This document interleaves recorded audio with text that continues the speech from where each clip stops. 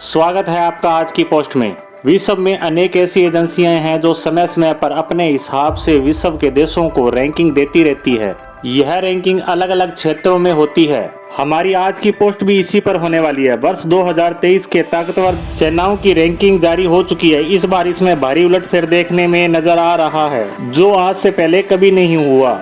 इसमें पाकिस्तान, तुर्की और इंग्लैंड की रैंक चौंकाने वाली है। विश्व के सभी देशों की सेनाओं व उनकी ताकत की रैंकिंग बताने के लिए दो अलग अलग रिपोर्ट जारी की जाती है। इनमें एक होती है ग्लोबल फायर पावर इंडेक्स और दूसरी सीएरी की रिपोर्ट। इन दोनों की रैंकिंग में काफी डिफरेंस देखने को नजर आता है। जैसे ग्लोबल फायर ने किसी देश की रैंकिंग 3 नंबर दी है, तो सीएरी पर वह 4 और 5 नंबर भी हो सकती है, क्योंकि दोनों का सेनाओं की पावर नापने का तरीका अलग अलग होता है। जैसे सीएरी यह देखता है कि किसी सेना के पास कितने नए हथियार है, उनकी ताकत कितनी है, उस देश की रणनीति कैसी है, यहाँ के सैनिकों को ट्रेनिंग कैसी दी जाती है। सीएरी इन सब आधार को मध्य में रखकर रैंकिंग जारी करता है। वहीं फायर पावर में वरीयता होती है संख्या बल की। वहाँ की सेनाओं की डिप्लोमेटिक पावर कितनी है, वहाँ की सरकार का सेना के मामलों में दखल कितना है। इसलिए कुछ लोग फायर पावर को सही मानते हैं तो कुछ लोग सीएरी की रिपोर्ट को।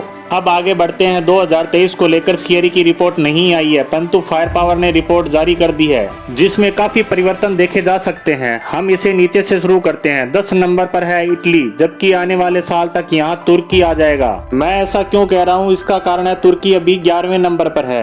तुर्की और इटली के बीच का गैप भी काफी कम है। अब बात करते हैं 9 नंबर की, तो यहाँ पर है फ्रांस, जहाँ इकोनॉमिकली क्राइसिस चल रहा है। फ्रांस कुछ साल पहले तक $3 ट्रिलियन की इकोनॉमी हुआ करता था, लेकिन इनकी अर्थव्यवस्था लगातार गिर रही है और यह 3 से 2.4 तक आ गई है। यह गिरावट आगे भी जारी रहने वाली है। इसी कारण इनका रक्षा बजट लगातार कम हो रहा है और यही कारण इनकी रैंकिंग गिरने का भी है। अब आगे बढ़ते हुए 8 नंबर की बात करते हैं, तो यहाँ है जापान। इसकी भी रैंकिंग पहले से गिरी है। यह पहले 7वें नंबर पर था। इसकी रैंकिंग गिरने का कारण फ्रांस से अलग है। इसके नीचे के देश की सैन्य पावर एकदम से बढ़ी है और वह 7वें नंबर पर आ गया, और वह देश है पाकिस्तान।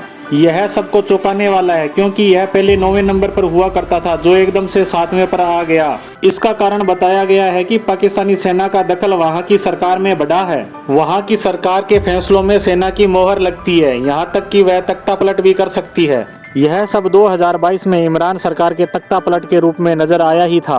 पिछले साल पाकिस्तान में भयंकर बाढ़ आई थी और वहां की जनता भूख मर रही थी। उसके बाद भी सेना का बजट कम नहीं हुआ, जबकि वहां की सरकार लगातार वित्तीय क्राइसिस से जूझती नजर आ रही है। यही सब पाकिस्तानी सेना की बढ़ी हुई पावर को दिखाता है। इसी कारण पाकिस्तानी सेना की रैंकिंग में सुधार हुआ है कि उसके पास सैन्य के साथ साथ डिप्लोमेटिक पावर भी है। अब बात करते हैं 6 नंबर की, तो यहाँ पहले की तरह मौजूद है साउथ कोरिया, लेकिन हैरानी वाली बात है नंबर 5। यहाँ पर आ चुका है ब्रिटेन। ब्रिटेन ने जबरदस्त बढ़ोतरी की है। इसका कारण पिछले साल ब्रिटेन ने ऐलान किया था कि वह अमेरिका की तरह बहुत सारे एयरक्राफ्ट का निर्माण करेगा और अपनी सेना पर $100 बिलियन से भी ज्यादा खर्च करेगा।